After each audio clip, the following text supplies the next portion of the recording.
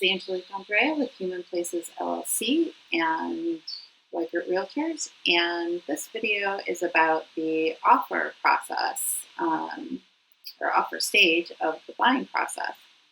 So this is where things start getting exciting. You found your home that you want to make an offer on, and um, depending on the home and the market, there are several tools that might have to be employed during the offer process to help you win that bid.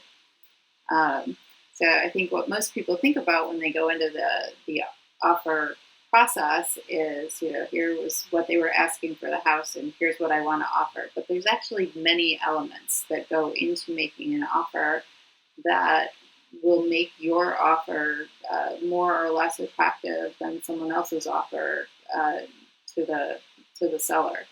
And in this market, there often are multiple offers, and especially right now in our COVID-19 market, there are some other things that are making sellers really step back and consider whether they think an offer is a safe offer for them to take or not. So there's some ways that we can make your offer attractive and make them know that your offer is going to be a safe offer for them to take. So of course, that asking price is the starting point. So we will look at the asking price and do a competitive market analysis to see what similar homes in the area are going for, and say, is that asking price a reasonable price, or should we be offering a little bit less, are there other offers? Call up that listing agent, find out if there's other offers. Should we be offering a little bit more potentially? Sometimes, especially in a market where things are going on like COVID-19, maybe people are thinking, maybe I should ask a little bit less and see if multiple offers will increase the price a little bit. And that is a strategy that a lot of people are employing today. So we want to take that into consideration too. And if there are a lot of other offers coming in and we know that, a tactic that we can employ is called an escalation clause. So say, for example, someone is asking $400,000 for their house. We know there's other offers coming in, and we're comfortable going to 410. We can say, let's see, I will increase my offer by $800 over the last offer that the next highest price that came in. So somebody else offers 405, we'll offer 405 800, and maybe they have an escalation clause that takes them to 407. Then ours would go 407 800, all the way up to a maximum of 410. And at that point, if someone else had one that went higher, then we're out. But that is a way that you can often be successful in those types of competitive bidding situations, and we've employed those very successfully. So that is one way. So the next thing that goes into an offer is called an earnest money deposit, and this is a deposit that you put down within 5 days of your offer acceptance. And it essentially shows that you are serious about following through with to closing with this offer. So if you were to kind of walk away from the offer on something that wasn't a contingency that allowed you out of the offer, then the seller would get to keep that money. And here in Montgomery County, the norm is roughly, around 3%. In Virginia and DC, I tend to see a little bit less, closer to 1%.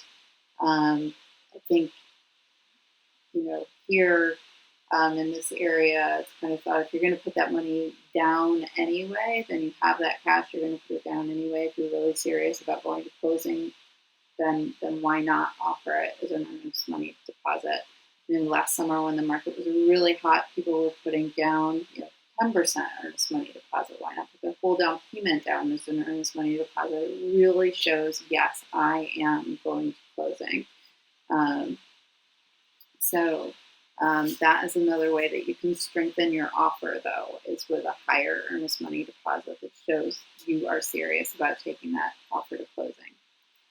Down payments. Obviously, a higher down payment shows that you are more financially secure. You've got more money to put down on a place. While sellers usually understand why you want to hang on to your cash if you can. So, for example, VA loans that offer no money down, it wouldn't make sense for somebody to put a large down payment down and pay the origination fee on a VA loan.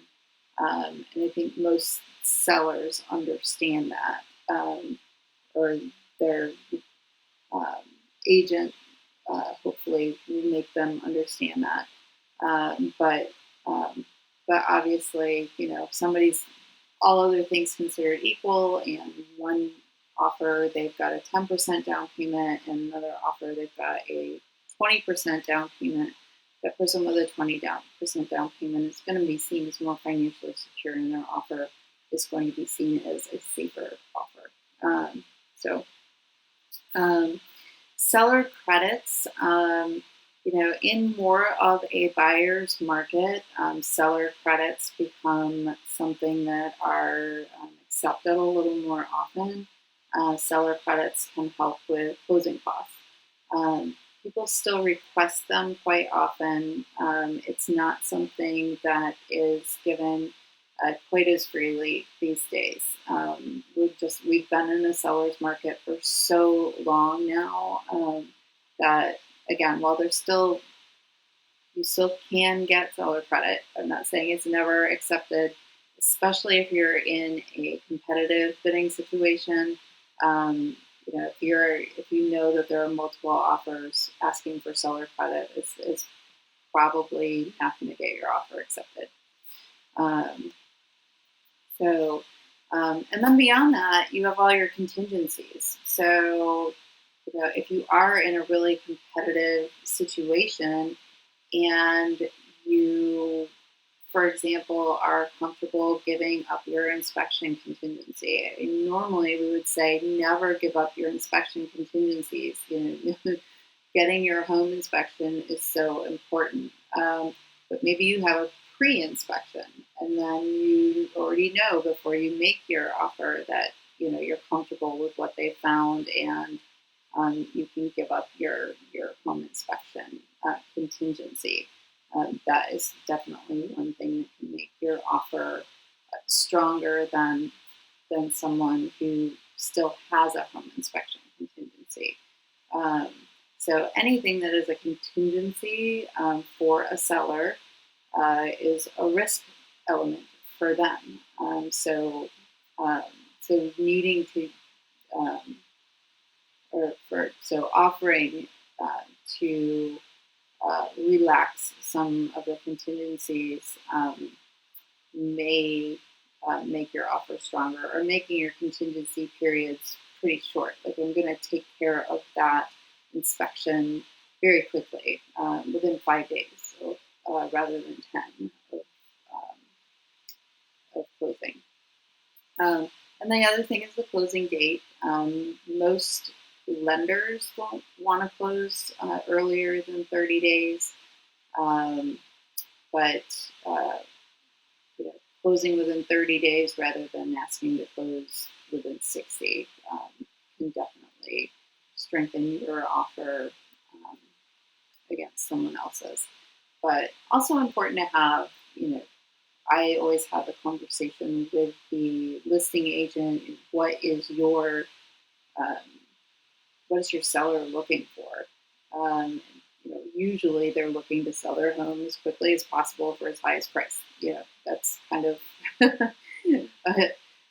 a given usually. But sometimes they need a little more time, and sometimes they're willing to give up a little something to get a little more time. You know, so so it's always important to have those conversations to figure out what it is that is important to people, and then we can strengthen our offer by playing to that. So hopefully that helps you understand some of the different elements of making an offer and some of the different things to consider when sitting down to make an offer, and that it's not just always about the price. Sometimes there's some other things that can be taken into consideration as well. So if you have any questions, I'd love to talk to you about it. 703-501-6935. Thanks.